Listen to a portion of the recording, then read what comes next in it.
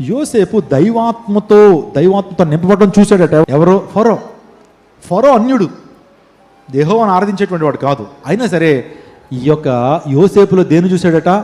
దేవుని ఆత్మను చూశాడట. ఐగుప్తులో ఎంత వెతికినా సరే ఇతనిలో ఉన్నటువంటి దైవాత్మ కలిగినటువంటి వ్యక్తిని మనం కనుగొనగలమా అన్నాడు.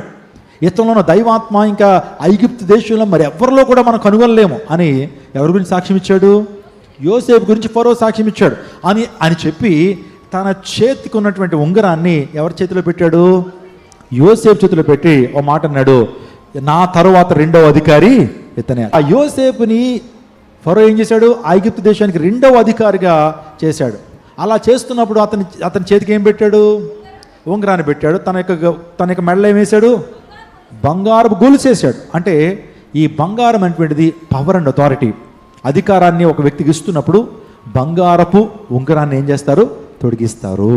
ఇంకో సందర్భం చెప్తారు. దానియేల్ బెల్షస్సర్ టైంలో దానియేల్ని మూడవ అధికారిగా చేశాడు.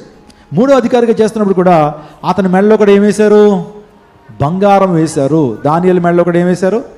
బంగారపు హారాన్ని వేసి అనౌన్స్ చేశారు, ఈ వ్యక్తి మూడవ అధికారి అని చెప్పడం జరిగింది. ఆ తర్వాత మనందరికీ తెలిసిన వాక్య భాగం, తప్పిపోయిన కుమారుడు వేశ్యలతో సాంగత్యం చేశాడు, పందులతో సహవాసం చేశాడు, మరలా ఇంటికి తిరిగి వచ్చిన తర్వాత ఏ అధికారాన్ని అయితే కుమారుడు కోల్పోయాడో, ఏ యొక్క పవర్ని అయితే కుమారుడు కోల్పోయాడో, మరలా అదే అధికారాన్ని అదే పవర్ని ఆవిడ తండ్రి కుమారుడికి ఇస్తూ తన చేతికి ఏం పెట్టాడు? 3 ప్రశస్తమైన ఇచ్చాడు. ప్రశస్త వస్త్రము, చేతికి ఉంగరం, పాదములకు చెప్పులు. అంటే బంగారాన్ని తొడిగిస్తున్నట్టు అర్థం ఏంటంటే అథారిటీ. నీకు మరలా అధికారం, ఎప్పటికైనా నువ్వు నా కొడుకు వేరే, స్టిల్ యువర్ మై సన్. నువ్వు ఎంత పాడు చేసినా, ఎంత పందులతో సాంగత్యం చేసిన, పందులతో ఆ దుర్వాసన వచ్చే పరిస్థితుల్లో ఉన్నా సరే, నీ పాస్ట్ ఎలా ఉన్నా పర్లేదు, కానీ నువ్వు నన్ను వెతుక్కుంటూ వచ్చావు. చచ్చిపోయావు